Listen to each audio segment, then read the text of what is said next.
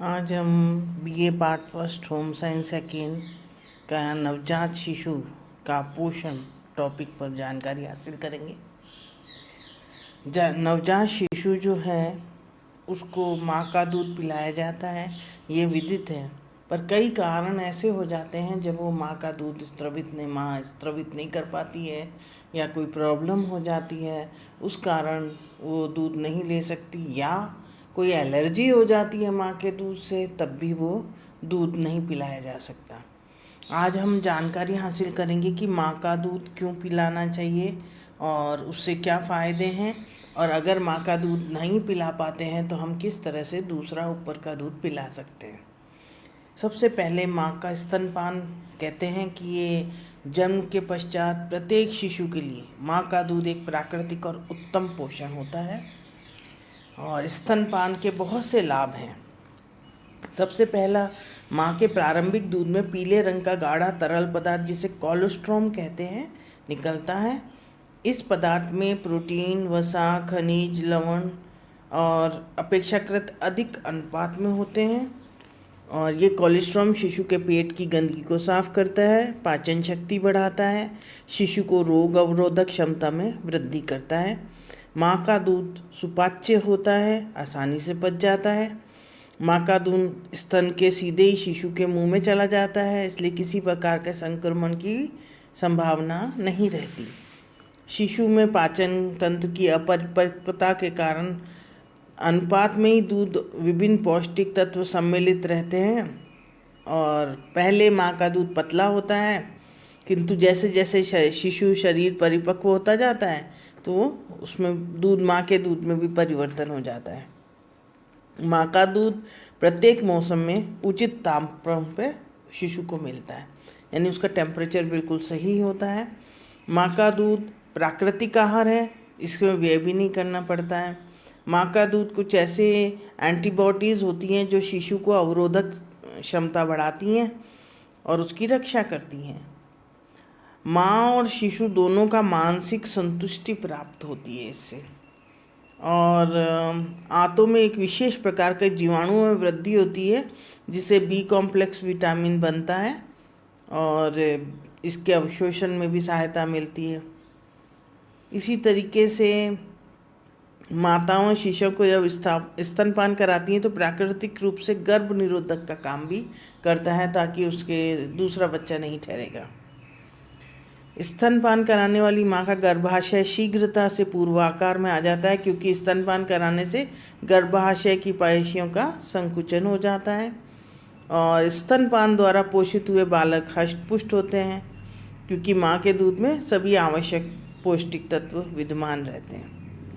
अब स्तनपान कराने की तरीका क्या होना चाहिए। किसी भी माँ को शिशु को लेट कर दूध नहीं पिलाना चाहिए, और अगर किसी कारणवश वो असमर्थ है बैठ के पिलाने में तो वो लेट के पिला सकती है, लेकिन स्वस्थ होते ही उसे बैठकर दूध पिलाना चाहिए। लेट कर पिलाते समय स्तन के अग्रभाग को हाथ से सहारा देकर निप्पल को शिशु के मुंह में लगाना चाहिए, और इस बात का ध्यान रखना चाहिए कि स्तन से शिशु की नाक न दबे। बैठकर दूध पिलाने में माँ की पीठ के पीछे सहारे के लिए तकिया लगा लेना चाहिए, और फिर शिशु को गोद में लिटाकर सिर को अपनी बाह का सहारा देकर ऊपर उठा लेते हैं, जिससे उसका मुंह स्तन तक पहुंच जाता है, और दूसरे हाथ से स्तन को सहारा देकर शिशु के मुंह से लगाना चाहिए। निप्पल के मुंह पे पास पहुंचते ही शिशु स्वाभाविक रूप से चूसने लगता है और चूसने की सहज प्रवृत्ति पाई जाती है। कुछ बातें जो माँ को ध्यान में रखनी चाहिए: स्वच्छता, हाथों की और स्तनों की ध्यान रखना चाहिए, शांत वातावरण होना चाहिए, खुद माँ को भी दूध वगैरह पीना चाहिए और एक आधा गिलास पानी पी लेना चाहिए दूध पिलाने से पहले, ताकि दूध का स्रवण ज़्यादा हो। और दोनों स्तनों को बारी बारी से पिलाना चाहिए। भारीपन ना रहे तो हाथ से दबाकर भी दूध निकाल लेना चाहिए, जिससे स्तनों का तनाव कम हो जाए और दूध भी उत्पादन में भी वृद्धि हो। और पिला लेने के बाद में भी साफ पोंछ कर रखना चाहिए। अब दूध पिलाने में क्या अंतराल रखना चाहिए।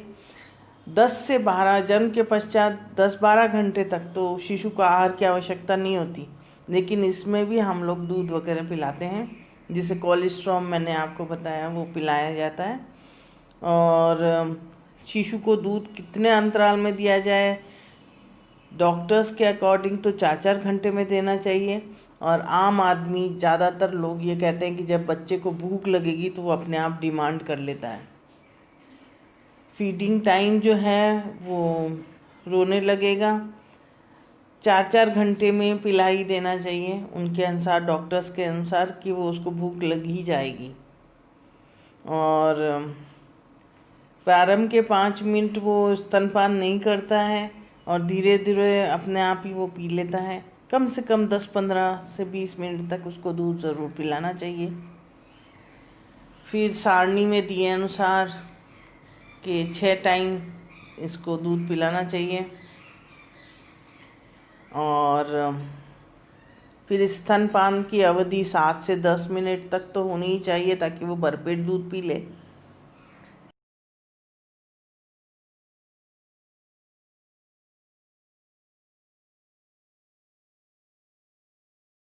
नवजात शिशु को कब तक दूध पिलाएं, उसके लिए ज़्यादातर आइडियल तो यही है कि 2 साल तक पिलाना चाहिए दूध।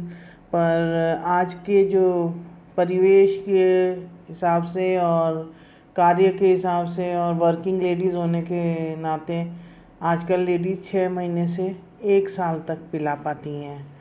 और इसमें यही है कि अतिरिक्त 6 माह बाद अतिरिक्त खाद्य भी देने चालू करने चाहिए, जिन्हें कि वीनिंग फूड्स कहते हैं, ताकि जो आयरन वगैरह की कमी हो वो पूर्ण हो जाए।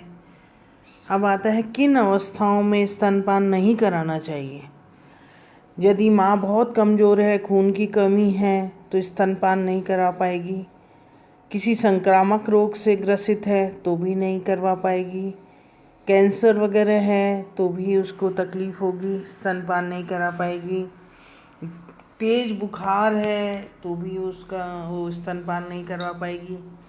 मानसिक तनाव में है, सिफिलिस रोग है या मिर्गी वगैरह के पागलपन की बीमारी वगैरह है तो वो स्तनपान नहीं करवा पाएगी, उसे नहीं करवाना भी चाहिए। और यदि माँ का दूध शिशु के लिए अपर्याप्त हो तो बच्चा रोएगा, तो उसमें भी कम बनने के कारण भी हो सकता है। और शिशु शारीरिक रूप से कमज़ोर हो और स्तनपान मतलब उसमें चूसने की क्षमता ही नहीं है तो वो स्तनपान नहीं कर पाएगा।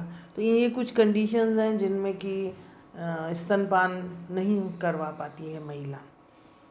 और उसको क्या क्या बातें ध्यान में रखनी चाहिए कि हाथ और स्तनों को अच्छे से धो ले, नाखून बड़े हुए ना हों, और गुनगुने मुलायम कपड़े से भिगोकर निप्पल को पोंछ लेना चाहिए।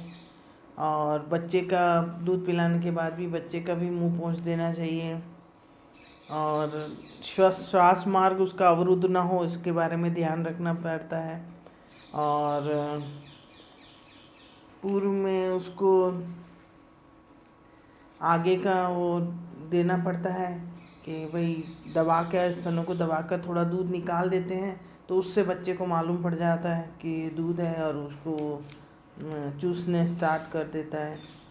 तो एक तरह से ये उसके लिए उत्तेजक हो जाता है, वो पी लेता है, जैसे उसके मुंह में जाएगा दूध तो वो पीना चालू करेगा। दोनों स्तनों से पिलाना चाहिए, डकार दिलानी चाहिए। और कई लोग उसको कंधे पे लेकर थपथपाते हैं तो उससे भी डकार आ जाती है। और उसको जांघ पे बैठाकर और फिर उसके बाद में उसके पेट पर दूसरा हाथ रखकर हिलाते हैं तो भी डकार आ जाती है। मतलब डकार किसी भी तरीके से उसके अटकना नहीं चाहिए वो दूध। और निप्पल्स की पूरी ध्यान रखना चाहिए कि निप्पल्स जो हैं वो साफ रहें। और 8वें महीने के बाद उसको थोड़ा थोड़ा दूध वगैरह उसमें पानी निकलना चालू हो जाता है तो उसकी सफाई और उस पर ध्यान दें। उसे दबाने से उसके छिद्र खुल जाएंगे और वो अच्छे से होगा। फिर ऊपर का दूध, अगर माँ दूध नहीं पिला पा रही है या किसी कारणवश एलर्जी वगैरह के कारण वो माँ दूध नहीं पिलाने में असमर्थ है, तब हम उसे ऊपर का दूध पिलाते हैं।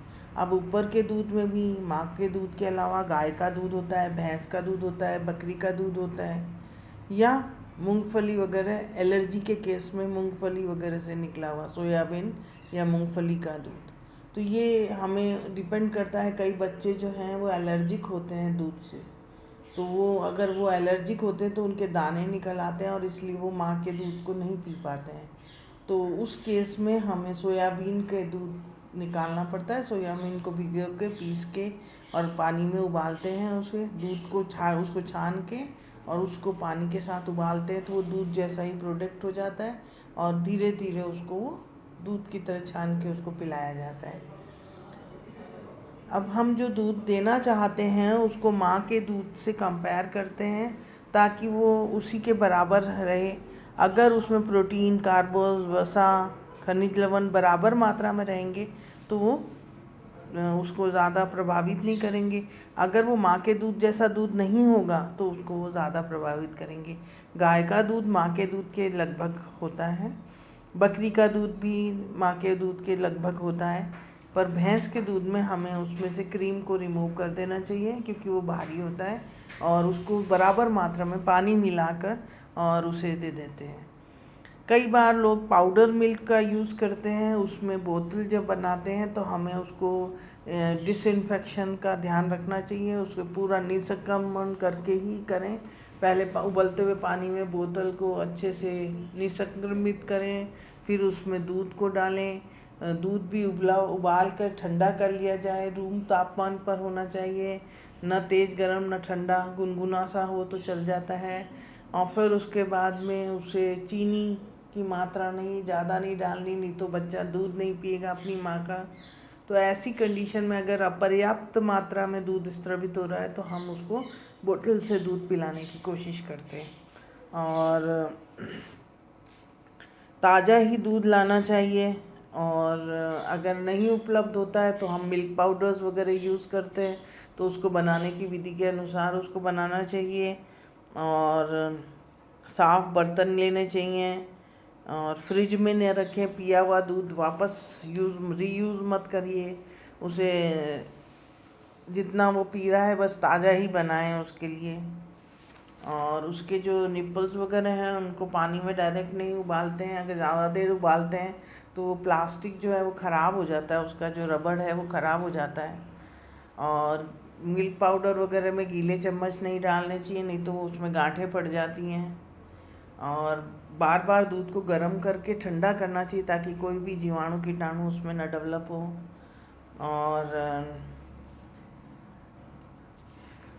बोतल जो है वो हरदम निसंक्रमित ही रखनी चाहिए, गंदे हाथ वगैरह नहीं लगाने चाहिए, खुली हुई नहीं रखनी चाहिए, उसका ढक्कन ढक के रखें ताकि निप्पल पे कोई मक्खी वक्खी नहीं बैठे, नहीं तो उसमें जीवाणु आ जाएंगे।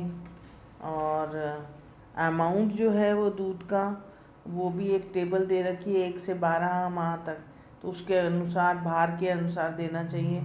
10 औंस, 12 औंस, 4 औंस, ऐसे अलग अलग इन हिसाब से देना चाहिए। कितना पानी और कितनी फीडिंग संख्या देनी चाहिए। धीरे धीरे जैसे जैसे बच्चा बड़ा हो जाता है तो फीडिंग संख्या उसकी कम होती जाती है, और उसके अकॉर्डिंग उसको खाद्य दिया जाना चाहिए।